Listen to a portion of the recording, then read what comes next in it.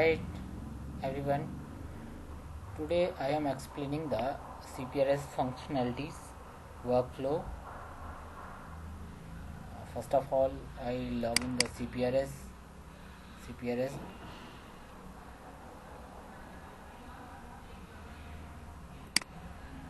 यहाँ पे हम एक्सेस कोड यूज़ करते हैं, verify code.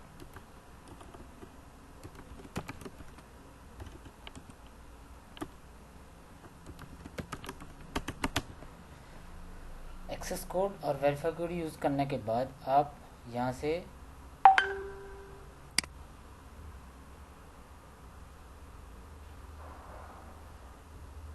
Access code verify code use करने के बाद आप यहाँ से अपना वेरीफाई कोड चेंज कर सकते हैं। तो वेरीफाई कोड चेंज करने के लिए आपको सबसे पहले क्या करना होगा कि आपको CPRS में यहाँ क्लिक करना पड़ेगा, चेंज वेरीफाई कोड चेकबॉक्स पे क्लिक करना पड़ेगा।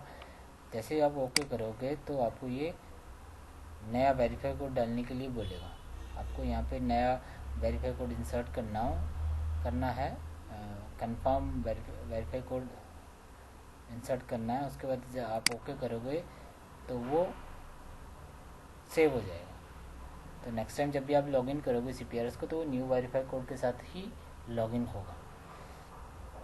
अब आते हैं, आपका नेक्स्ट स्क्रीन आती है आपकी सेलेक्ट डिवीज़न में आप क्या करोगे कि जिस लोकेशन से आपको लॉगिन करना है, जैसे अगर मैक्स में 7 या 8 लोकेशन में अगर CPRS यूज़ होता है तो आपको किस लोकेशंस के लिए लॉगिन करना है। लोकेशन अगर आपको ये जो लोकेशंस हैं, ये लोकेशन अगर आपके साथ मैप्ड हैं तभी आपको रिफ्लेक्ट होंगी। अगर आप किसी एक पर्टिकुलर लोकेशन से मैप है तो ये वाली विंडोज़ आपके लिए रिफ्लेक्ट नहीं होगी। जैसे भी प्रेजेंटली मैं CPRS से लॉगिन करता हूँ DDF लोकेशन को,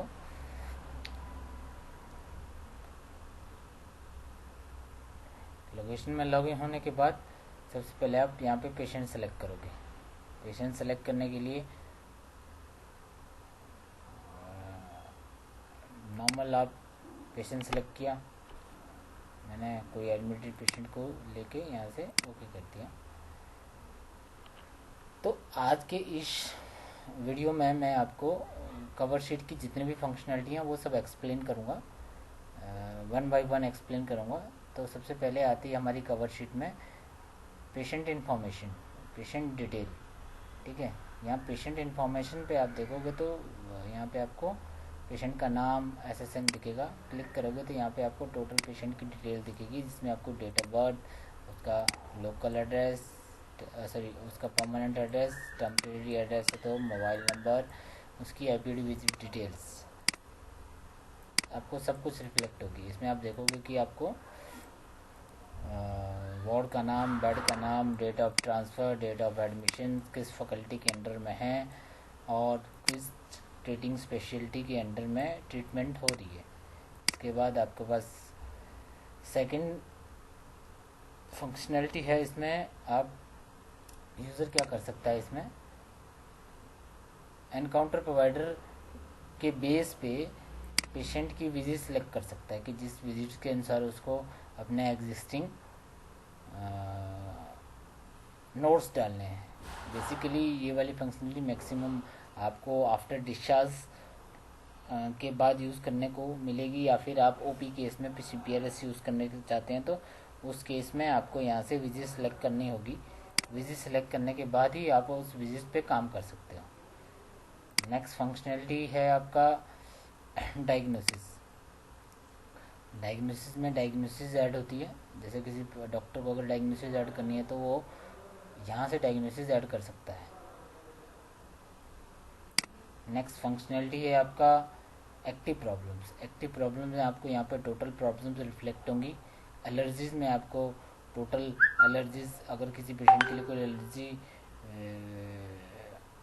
इंसर्ट होगी, किसी नर्सिस ने अगर एलर्जी यहाँ पे मार्क की होगी तो आपको वो यहाँ रिफ्लेक्ट होगी। अदरवाइज़ आप एलर्जी को ऐड भी कर सकते हैं। आप ऐड न्यू एलर्जी लिखोगे तो यहाँ से आप एलर्जी ऐड कर सकते हो। थर्ड आता है आपका पोस्टिंग। पोस्टिंग में क्या होता है कि आपके पोस्टिंग में क्या होता है कि आपके जितने भी एलर्जीज हैं, आपके क्राइसिस नोट हैं, आपके क्लिनिकल वार्निंग्स हैं, ये आपको इस वाले सेक्शन में रिफ्लेक्ट होंगी। एक्टिव मेडिकेशन में आपको जितने भी मेडिकेशंस हैं जो प्रेजेंटली उस पेशेंट को ऑर्डर्ड हुई हैं, जैसे अगर कोई पेंडिंग मेडिकेशंस हैं, कोई एक्टिव मेडिकेशंस है जो भी डॉक्टर ने के पेशेंट को प्रिस्क्राइब कर रखी हैं, तो वो वाली मेडिकेशंस आपको इस वाले सेक्शन में विद स्टेटस के साथ दिखेंगी कि उस मेडिकेशन का क्या स्टेटस है। क्लिनिकल रिमाइंडर्स में आपको यहाँ पे टोटल जो भी अगर कोई क्लिनिकल रिमाइंडर इस किसी पेशेंट के लिए ड्यू होगा तो वो आपको यहाँ पे रिफ्लेक्ट होगा। ठीक है, अगर जैसे आपका वीटी असेसमेंट क्लिनिकल रिमाइंडर अगर पेशेंट के लिए ड्यू होगा तो वो यहाँ पे रिफ्लेक्ट हो जाएगा कि आपको वीटी रिस्क असेसमेंट नोट डालना है या आपका एमडीटी नोट्स है वो आपको इंसर्ट करना है, तो वो आपको रिमाइंडर्स यहाँ डिस्प्ले होंगे। रिसेंट लैब रिजल्ट में आपको जितने भी पेशेंट के रिसेंट लैब रिजल्ट हैं वो यहाँ पे आपको रिफ्लेक्ट होंगे। डॉक्टर ऑर्डर्स में ना जाके अगर उनको कोई रिसेंट लैब रिजल्ट आता है लिम्स की तरफ से तो वो आपको यहाँ रिफ्लेक्ट होता होगा और वो रिपोर्ट को भी यहीं से विजिबल कर सकता है। वाइटल्स में आपको सिर्फ यहाँ पे वाइटल्स दिखेंगे, आप इसको स्क्रॉल करके देखोगे तो यहाँ पे आपको वाइटल दिखेंगे।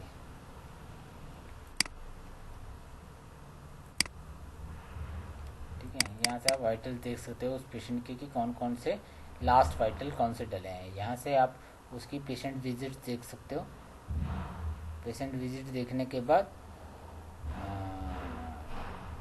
पेशेंट विजिट्स या अपॉइंटमेंट्स आप देख सकते हो।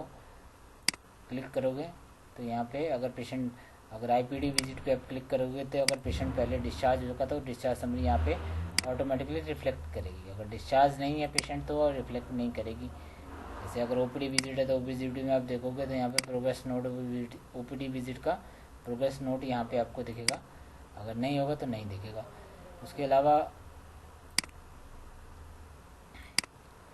ये आपकी कवर शीट फंक्शनैलिटी थी। इस फंक्शनैलिटी के अलावा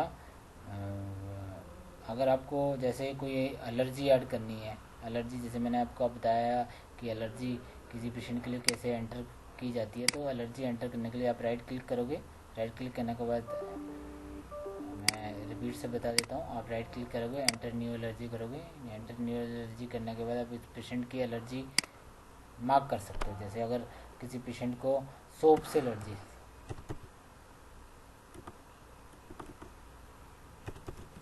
सोप से नहीं, अब मैं नॉर्मल ऑयल लिख देता हूँ, ऑयल से एलर्जी है, सर्च करूँगा तो जितने भी ऑयल से रिलेटेड एलर्जी है वो आपको यहाँ पे रिफ्लेक्ट हो जाएगी। मैंने मार्क कर दी, एलर्जी मार्क करी, ओके किया, क्लोज किया।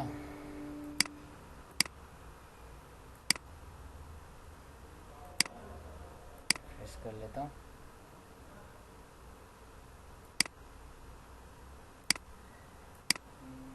मैं दोबारा एलर्जी ऐड कर देता हूँ। एलर्जी ऐड करने के लिए मैंने लिख दिया डस्ट से यूज़र को पेशेंट को एलर्जी है, डस्ट सेलेक्ट किया, ओके किया। और डस्ट के अगेंस्ट में कौन सी एलर्जी है, ऑब्जर्व्ड एलर्जी है, हिस्टोरिकल एलर्जी है, एलर्जी का नेचर क्या है, फार्माकोलॉजिकल एलर्जी है या नॉर्मल एलर्जी है, सिम्टम्स क्या हैं। सिम्टम्स आप इसमें डाल सकते हैं, जैसे अगर डस्ट से आपको रैशेज हैं तो रैशेज डालिए, कोई कमेंट्स है तो आप कमेंट्स यहाँ पे लिख सकते हो। ठीक है, डेट और टाइम डालोगे और ओके कर दोगे तो ये आपकी एलर्जी एंटर की, यही आपको यहाँ रिफ्लेक्ट होगी। और जैसे ही आपने यहाँ एलर्जी डाली तो आपको ये पोस्टिंग वाले सेक्शन पे भी दिखेगी। रैश इसका सिम्टम्स है और एलर्जी का नाम ये है। ठीक है, तो ये थी आपकी cover sheet functionality. Thank you.